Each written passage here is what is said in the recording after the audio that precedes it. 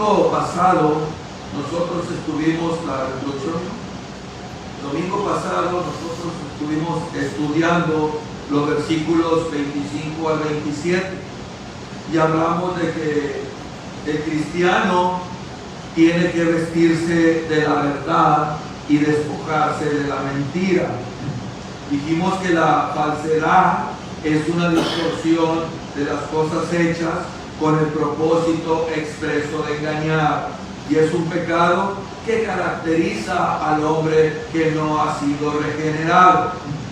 Dijimos también que debemos de vestirnos de la ira justa y de despojarnos de la ira pecaminosa.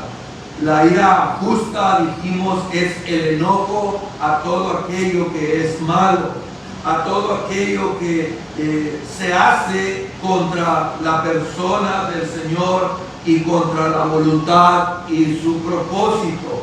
Es el enojo del pueblo del Señor que aborrece la maldad. Es el enojo que detesta la injusticia, detesta la inmoralidad y la impiedad de todo tipo. Así como cuando Cristo entró al templo y se llenó de celo y dijo: escrito está, mi casa, casa de oración será, pero vosotros la habéis convertido en cueva de ladrones. La ira pecaminosa, dijimos que es el enojo. Dijimos el enojo que es egoísta, indisciplinado, vengativo, es pecaminoso y no tiene lugar en la vida cristiana, ni siquiera de manera temporal. Por eso Pablo dijo: airaos, pero no pequéis. Airaos, pero no pequéis. En el día de hoy vamos a estar estudiando que el cristiano debe de despojarse del robo y vestirse con la generosidad, despojarse de las palabras que son destructivas y vestirse con aquellas palabras que edifican, despojarse de los vicios naturales y vestirse de las virtudes sobrenaturales que nos enseñan la bendita palabra de Dios. Así que veamos en primer lugar del hurto a la generosidad. Así es, dice el texto: el que hurtaba, ¿qué dice? No hurte más, sino trabaje, haciendo con sus manos lo que es bueno, para que tenga que compartir con el que padece necesidad. Así que nosotros vemos aquí que es un cambio en el que se pasa del robo a la generosidad. Nadie, hermano, absolutamente nadie está por completo libre de la tentación de robar. Nadie está por completo libre de la tentación de tomar aquello que no le pertenece. Y pudiéramos hablar y extendernos de muchas cosas que en un momento dado para nosotros pareciese que son insignificantes, pero que en realidad son un robo. Nadie está libre de la tentación de eso. Lo traemos de fábrica, así nacimos. Muchos niños pasan por una fase en la que piensa que en un momento dado es divertido robar, es divertido tomar aquello que no le pertenece. Existe cierta atracción carnal en el hecho de tomar lo que no nos pertenece y pasar desapercibido. Hay personas adultas que son amantes de eso y lo hacen con mucha naturalidad de tomar aquello que no es de ellos. Eso es una violación a la ley de Dios. El viejo hombre tenía una inclinación interior a robar, y es esa una de las muchas características del viejo hombre que son extirpadas, erradicadas ahora por el nuevo hombre creado según Dios en la justicia, verdad y santidad. cantidad. Ahora, la palabra hurtar, mis amados hermanos, esta palabra se traduce por clepto, de donde viene nuestra palabra cleptomanía. Señala a aquel que toma lo que no le pertenece. ¿Está el inciso B ahí o no?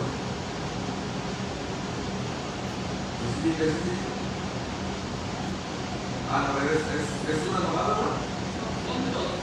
Ok, ¿cuál es el primer punto? Así que la primera palabra, esa palabra, hermano, clepto, es donde tenemos la palabra cleptomanía, que significa aquellos que son amantes de lo ajeno, como solemos decirles nosotros, los amantes de lo ajeno, aquellos que toman lo que no les pertenece. Por ello la Biblia dice, el que hurtaba no hurte más, sino trabaje con sus manos. Esta es la idea de la palabra que el apóstol Pablo usa aquí. Trabajar arduamente aquello que es bueno, es decir, aquello que es honesto, aquello que es honorable, aquello que es productivo. Por eso dice la Biblia, el que hurtaba no hurte más, sino trabaje haciendo con sus manos lo que es bueno, para que tenga que compartir con los que padecen necesidad. La palabra que se traduce ahí, hermano, por trabajar, sino trabaje, ahí esa palabra trabaje, literalmente significa que se esfuerza a sí mismo hasta el punto del agotamiento. Este es el tipo de corazón trabajador que Dios demanda de aquellos que tenían la costumbre antes de robar, sino que ahora debe de trabajar duro hasta el agotamiento. La idea de Pablo es que debemos trabajar para que nosotros en un momento dado podamos dar a aquellos que legítimamente padecen necesidad. El propósito de Pablo aquí es que tengamos en un momento dado que compartir, que dar con aquellos que en un momento dado padecen necesidad, y más en la familia de Dios. Mis amados hermanos, si Dios nos prospera, no lo ha hecho para beneficiarnos únicamente a nosotros. Si Dios en su soberana voluntad decide en un momento dado prosperarnos en abundancia, no es para quedárnoslo todo para nosotros, sino es para compartir con aquel que en un momento dado tiene necesidad. Dios te está prosperando para que tú tengas el privilegio de ayudar a otros que legítimamente, como se los he dicho, están padeciendo por necesidad, como algún día también nosotros atravesamos por lo mismo, para que contribuyan también en la iglesia local, en la expansión del reino de Dios. Para eso Dios lo hace. Es triste, hermanos, ver la cantidad de recursos que los impíos derrochan en deleites y en placeres y en darse la buena vida. Y a veces es curioso, pero en ocasiones hay personas que tienen abundancia y gastan en vicios, gastan en otros, mientras que a sus propios trabajadores los tienen en una miseria. Pero para gastar en otras cosas, oiga, no escatiman recursos, mientras que a los trabajadores los tienen ahí sumidos en una vida de miseria. Esto, hermano, es algo completamente terrible. Pues imagínense, hermanos, si para el impío esto es terrible, pues es mucho más triste ver a uno que profesa la fe y hacer lo mismo. Y eso es triste. Eso es triste. La cantidad de recursos que a veces soberana voluntad imparte y ver que desgraciadamente no se hace un trato justo, hermano. Porque la Biblia dice que el oro y la plata es de Dios. Y en Deuteronomio Dios le dijo a Israel que Él le daba el poder para hacer las riquezas. Es Dios. Pero no para beneficiarnos nosotros mismos, sino para ayudar a aquel que lo necesita en un momento dado.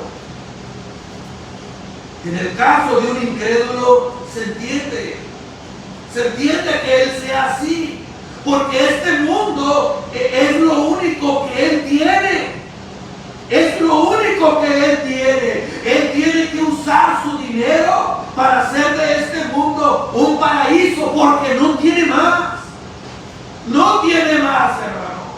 Pero en el caso de un creyente, esto es totalmente incongruente con la fe. Fe que profesamos, esperanza que tenemos, el corazón de Dios, hermano. Dijo John MacArthur, un cristiano nunca debería involucrarse en un trabajo, profesión, empleo o negocio que le exija desacreditar las normas de Dios, que le deshonre, que transgreda sus santos mandatos o descarríe o haga daño a otros de cualquier forma. Nunca se debería de involucrar. Mi querido hermano, Dios en realidad no necesita nuestros recursos, pues Él es el dueño del oro y de la plata. Por lo tanto, Él no necesita nuestros recursos. Debemos comprender que lo que tenemos le pertenece a Dios. Inclusive su vida y la mía le pertenecen a Dios. Y si Él no la ha quitado, es por su gracia, hermano. Por su gracia usted y yo estamos sentados aquí. Por su gracia usted y yo nos despertamos. Por su gracia usted y yo es que nos movemos. Por su gracia. Es que nosotros solo somos los mayordomos de Dios. Y que el hacer una buena mayordomía de los bienes que Dios nos ha dado nos traerá felicidad. Dice la Escritura, hermanos, que es más bienaventurado dar que recibir. El alma generosa será prosperada. Hay quienes retienen más de lo que deben y les viene miseria. Hay quienes reparten y les es añadido también más. Dice la Escritura, hermano, entonces, que es más bienaventurado dar que recibir. Porque hay personas que tienen una vida desdichada por su egoísmo. Primero yo, luego yo y después yo. ¿Por qué a ti? Como diciendo, ¿por qué a mí lo primero? Ese es el problema, hermano. Es más bienaventurado dar que recibir. En su paso por Mileto, de camino a Jerusalén, las últimas palabras de Pablo para los ancianos de Éfeso fueron allá en Hechos capítulo 20, versículo 33 al 35. Ni plata ni oro, ni vestido de nadie, dice Pablo, he codiciado. Antes vosotros sabéis que para lo que me ha sido necesario a mí y a los que están conmigo, estas manos me han servido. En todo os he enseñado que trabajando así se debe ayudar a los necesitados y recordar las palabras del Señor Jesús, que dijo: más bienaventurado es dar que recibir. Más bienaventurado es dar que recibir. Así que el que hurtaba ya no lo haga, sino que trabaje para ayudar a aquel que necesita. Aquel que necesita. En segundo lugar, hermano, así es. Debemos despojarnos de las palabras corrompidas y vestirnos de palabras que edifican. ¿Qué dice el texto? Ninguna palabra corrompida salga de vuestra boca.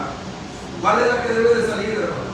Sino la que sea buena para la necesaria edificación, a fin de dar gracias a los oyentes.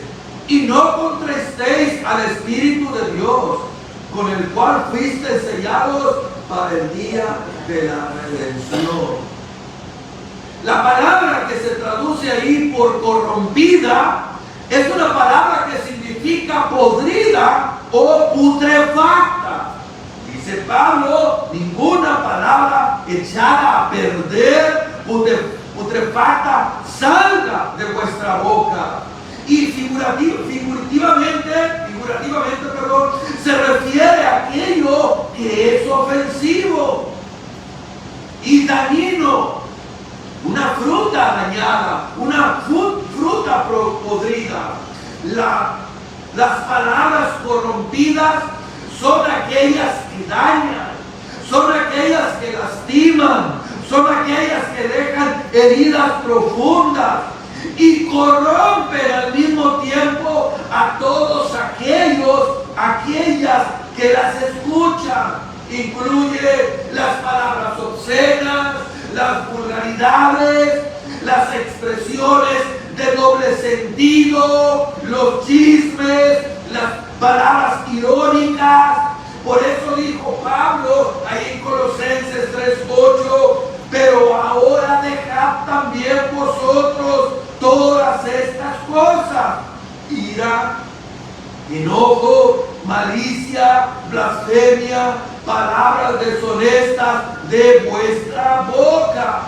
La Biblia, hermano, enseña que la boca, ¿sí? Que la boca habla lo que sale del corazón.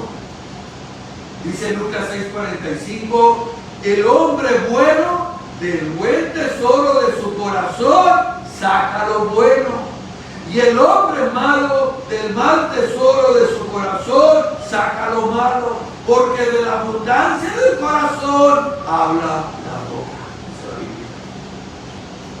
Si somos una nueva creación en Cristo, si nuestros corazones, amados hermanos, han sido regenerados por el poder del Espíritu Santo, nuestro hablar debe reflejar esa realidad.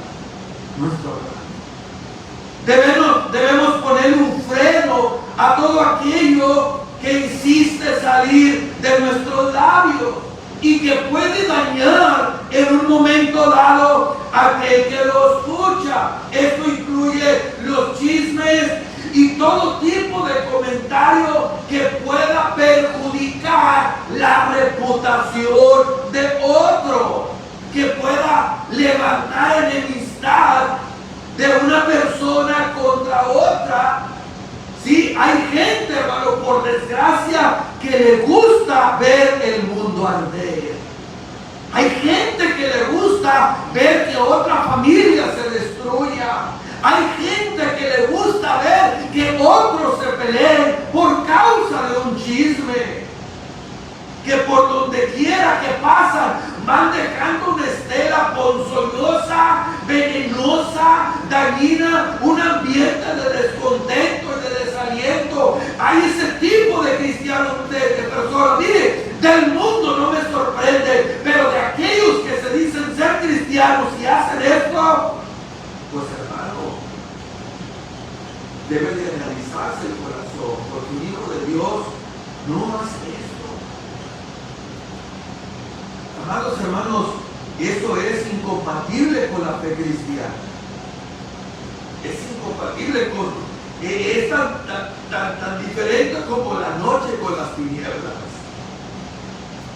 Por eso dice Pablo, ninguna palabra corrompida salga de vuestra boca, sino la que sea buena para la necesaria edificación, a fin de dar gracia a los oyentes. Dar gracia a los oyentes. Y Pablo está hablando aquí de la gracia de Dios. Y está diciendo que tus palabras sean un medio de la gracia de Dios para edificar, para consolar, para restaurar. Deben ser palabras que edifiquen, palabras que ayuden, palabras que instruyan, palabras que consuelen, palabras que alienten al desanimado y que corrijan al que está caminando mal. Esta parece ser la idea del texto cuando dice para la necesaria edificación. Es por ello que los cristianos deben orar a Dios por sabiduría y llenar su mente de la palabra de Dios, de tal manera que Él pueda decir la palabra adecuada en el momento adecuado. Por eso Proverbios 25:11 dice: manzana de oro con figura de plata es la palabra dicha como conviene. ¿Cómo conviene? Como cristianos debemos llenar nuestra mente de la palabra de Dios. Llenar nuestra mente de la palabra de Dios para tener que decir en el momento oportuno. Y así, hermano, impartir gracia a aquellos que nos escuchan. Porque las palabras corrompidas, palabras que dañan, lastiman y dividen, no solo hace daño al que la oye, hermano, sino que también contrista al Espíritu Santo que mora en el corazón de los creyentes. Por eso dice el verso 30: y no contristéis al Espíritu de Dios, con el cual fuisteis sellados para el día de la redención. Esto nos motiva, nos debe de motivar a guardar nuestros labios, hermano, de expresar cosas, palabras que deshonren a Dios. El Espíritu Santo ha venido a nosotros como una marca personal de autenticación de parte de Dios. Hemos sido sellados por el Espíritu Santo, dice Pablo, para el día de la redención. Él es una persona que reside en nosotros y obra en nosotros. ¿Con qué propósito? Él es nuestro ayudador. El Espíritu Santo es nuestro consolador. Es nuestro abogado. Es nuestro maestro. Pero esta persona está entristecida por causa de nuestros pecados no confesados y no mortificados, incluyendo los pecados de nuestra lengua. Por eso dice Pablo: tengan cuidado, no lo contriste. Cuando eso ocurre, ¿qué es lo que estamos haciendo? Ofendiendo a Dios. Y no solo eso, hermanos, sino que a la vez debilitamos a la iglesia local. La debilitamos. Y el Espíritu Santo no puede obrar libremente en una iglesia donde sus miembros lo están entristeciendo, donde sus miembros están apagando al Espíritu por causa de los pecados no confesados, por causa de una lengua que no tiene freno ni control. Y la pregunta es: ¿estamos entristeciendo al Espíritu Santo, hermanos, en medio de esta iglesia por nuestro tipo de conversaciones? Por eso hay iglesias, hermanos, en las que Dios no obra, en las que Dios no obra por causa de los miembros, por causa de nuestra manera de ser, de nuestra manera de expresarnos, de nuestra manera de ser allá afuera. Por eso a veces Dios detiene también su obrar en la iglesia. Porque acuérdese lo que dijimos en la mañana, lo que dice la Biblia: el que encubre sus pecados no prosperará. Y si como iglesia encubrimos, no prosperaremos. Acuérdese lo que hizo Acán: escondió el anatema en medio de Israel. Y eso, ese pecado, ese pecadito que parecía insignificante, trajo repercusión en toda la nación, porque perdieron ante Acán. Así es lo mismo, un pecado de un creyente no confesado repercute en la iglesia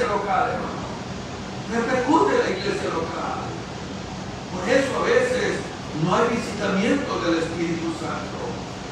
Por eso siempre debemos de ir ante Dios.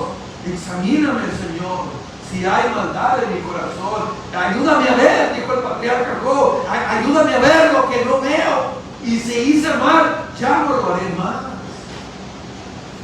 Ya no lo haré más.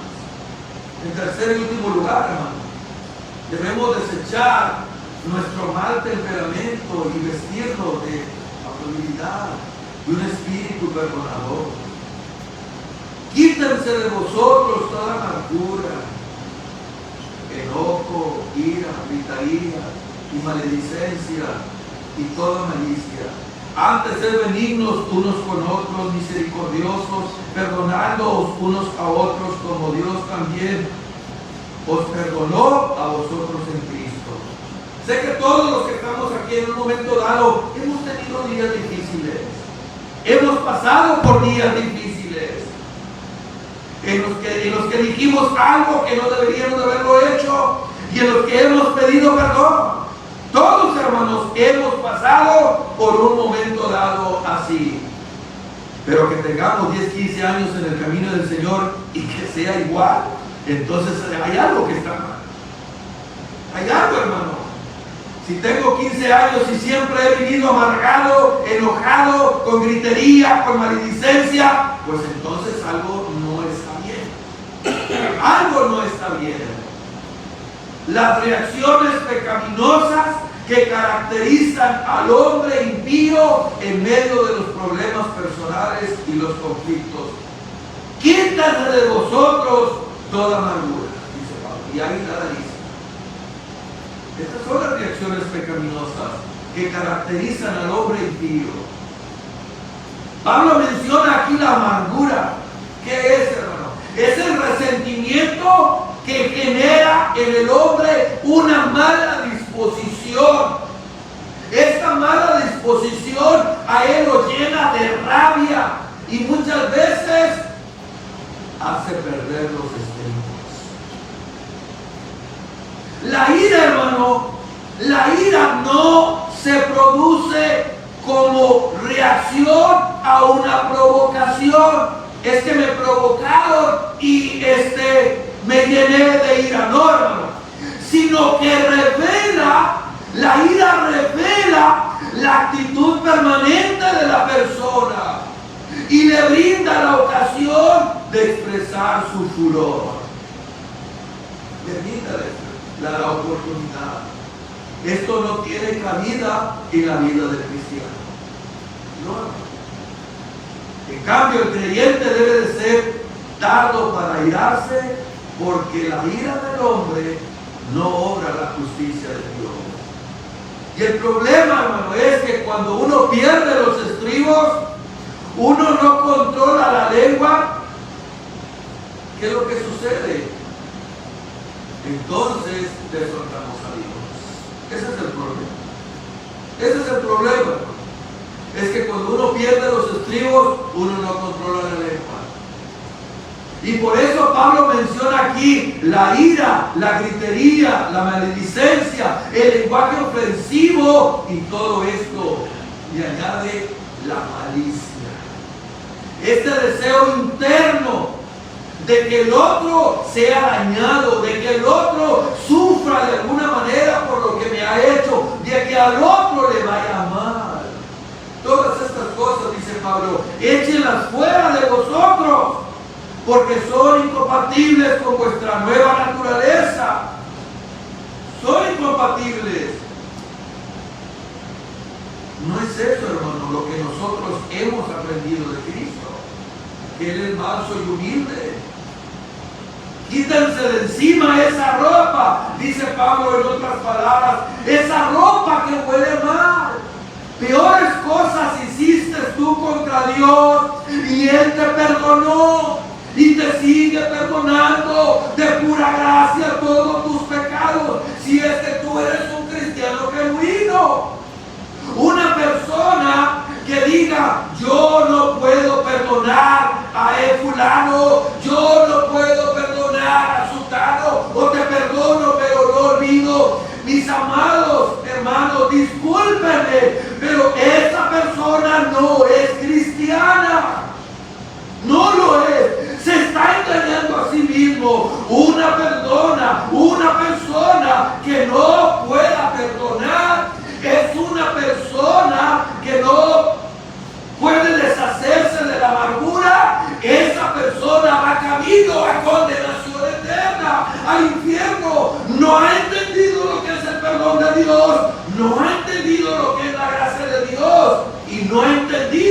viendo la magnitud de sus pecados. Un cristiano no debe reaccionar así, porque esos pecados rompen la comunión de los cristianos entre sí, destruyen las relaciones humanas, debilitan la iglesia y manchan el nombre y el honor de Cristo, y es una pésima reputación para el evangelio, hermano. ¿De qué sirve predicar el evangelio a los incrédulos? ¿De qué me sirve a mí agarrar un micrófono, ir por las calles? ¿De qué me sirve a mí, querido hermano, predicar el evangelio a los incrédulos cuando ellos no ven ninguna diferencia en nuestras acciones? Nadie puede acusar a Cristo de que Cristo tuvo un mal genio. Nadie puede acusar a Cristo de que Cristo fue intolerante. Nadie puede acusar a Cristo de que Él nunca fue misericordioso ni bondadoso cuando Él fue la bondad encarnada. Pablo sigue diciendo que el creyente debe vestirse de benignidad y misericordia. Antes ser benignos unos con otros, misericordiosos, perdonándoos unos contra otros. Debemos hacerlo, hermano, como Dios también nos perdonó a nosotros en Cristo. ¿Le ha perdonado Dios pecados a usted? Entonces, ¿por qué nosotros no podemos perdonar? ¿O cree usted que los pecados de las otras personas son más grandes que el pecado suyo? Hermano, pecado es pecado y Dios lo aborrece. Pablo habla en el texto de ser benignos y misericordiosos. Así reacciona la nueva naturaleza ante Cristo. Me gustó el testimonio de una persona que le quisieron hacer lo mismo que nosotros allá en el puesto. Lo mismo le quisieron hacer. Se lo quisieron aprovechar, quitárselo. Pusieron cosas ahí en su lugar. Ella habla con el dueño y le dice: mire, señor, antes que nada yo sirvo a Dios, soy cristiana y yo no quiero deshonrar su nombre. Quiero arreglar estas cosas de la mejor manera. Yo no quiero ser una piedra de tropiezo. Yo no quiero deshonrar. Quiero hacer las cosas así. Y las hizo bien y Dios se glorificó cuando fue allá.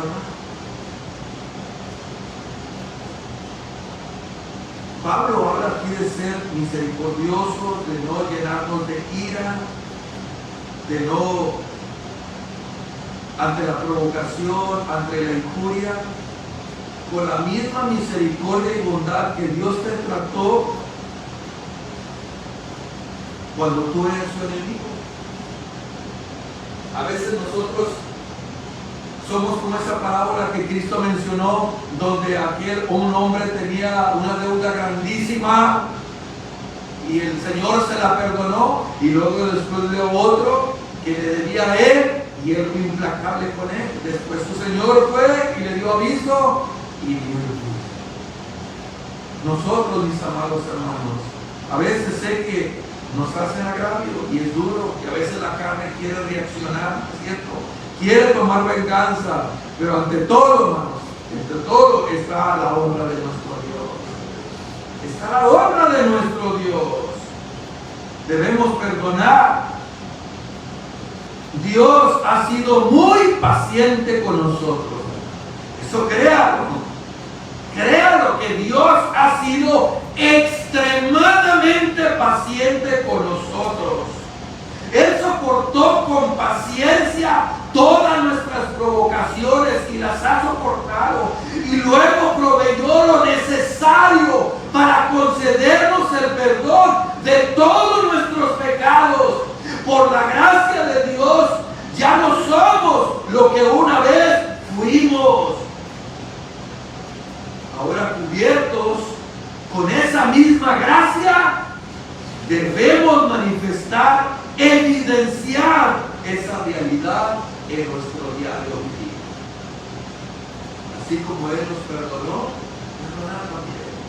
Dejar todas esas cosas.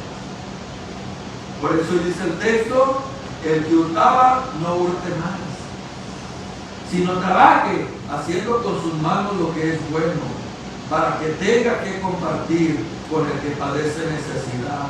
Ninguna palabra corrompida salga de vuestra boca, sino la que sea buena para la necesaria edificación, a fin de dar gracia a los oyentes, de ayudarlos. No contristéis al Espíritu Santo de Dios, por el cual fuiste sellados para el día de la redención. Quítense de vosotros toda amargura, enojo, ira, gritería, maledicencia y toda malicia. Antes, sed benignos unos con otros, misericordiosos, perdonándoos unos a otros, como Dios también nos perdonó a nosotros en Cristo Jesús. Que Dios nos ayude, mis amados hermanos. Que Dios nos ayude a ser faros, a ser luz, a ser sal. Que Dios nos ayude y nos dé la gracia a vivir a la altura de lo que somos. Que Dios nos dé la gracia. Si hemos fallado, abogado tenemos para con el Padre, a Cristo.